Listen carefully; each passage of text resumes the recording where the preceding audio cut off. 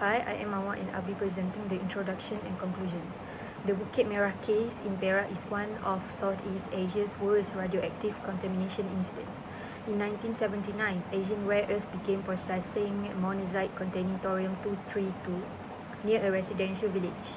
Soon, locals experienced health issues and investigations revealed radioactive waste was dumped improperly.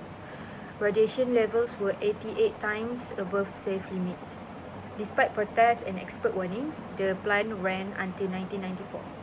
Cleanup only began a decade later, showing severe delays in regulatory action. This presentation highlights the engineering, technical, and policy failures, which my colleagues will cover in detail. In 1979, R was incorporated to extract yttrium. In 1982, R began its operations. In 1984, an NGO named Sahabat Alam Malaysia sent a memorandum to the Prime Minister to address the exceedingly high radiation levels.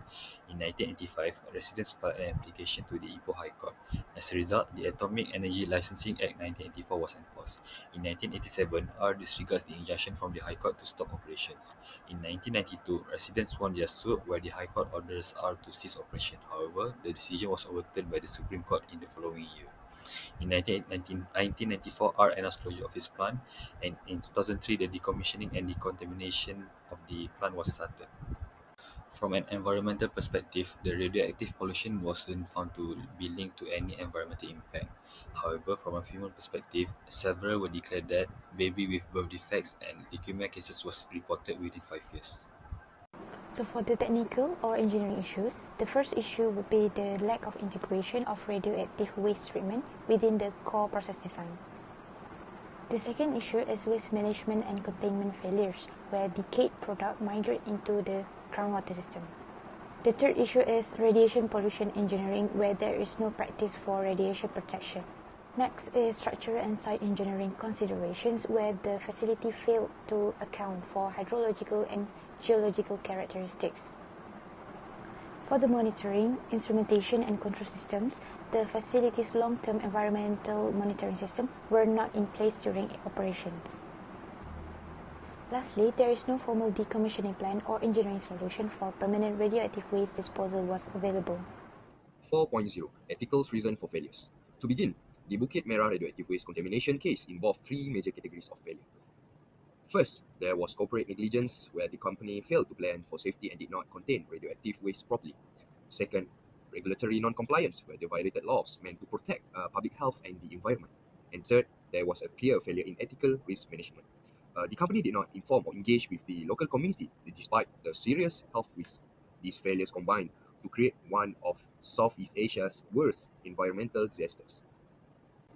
4.1 Corporate Responsibility and Negligence. Asian Rare Earth, or ARE, produced radioactive waste during its rare earth processing operations. However, instead of managing this waste responsibly, they failed to store it safely, which led to contamination of nearby areas. Despite scientific research and health warning, the company did not improve its contaminant system or install proper monitoring. Worse still, investigations showed that ARE had no emergency plans in place if radioactive exposure occurred. This action show a complete disregard for public health and safety and reflect a corporate mindset that prioritize over responsibility. 4.2 Regulatory compliance and violations. From a legal perspective, ARE also violated multiple regulations under Malaysia's Atomic Energy Licensing Act, or Act 304. This law is meant to control how radioactive materials are handled, stored, and disposed of. But ARE breached these standards. This was serious lapses in how waste was stored and monitored, and the company failed to report key issues to authorities. In addition, safety audits were either not carried out or completely ignored. This violation revealed not just corporate wrongdoing, but also weak enforcement by the authorities itself. 4.3 Ethical consideration in risk management. Finally, from an ethical point of view, ARE failed to follow the ALAP principle, which stands for as low as reasonably practicable. This means risk should be reduced as much as possible, even beyond the legal minimum. But in this case, ARE made no serious effort at all to reduce risk or protect people.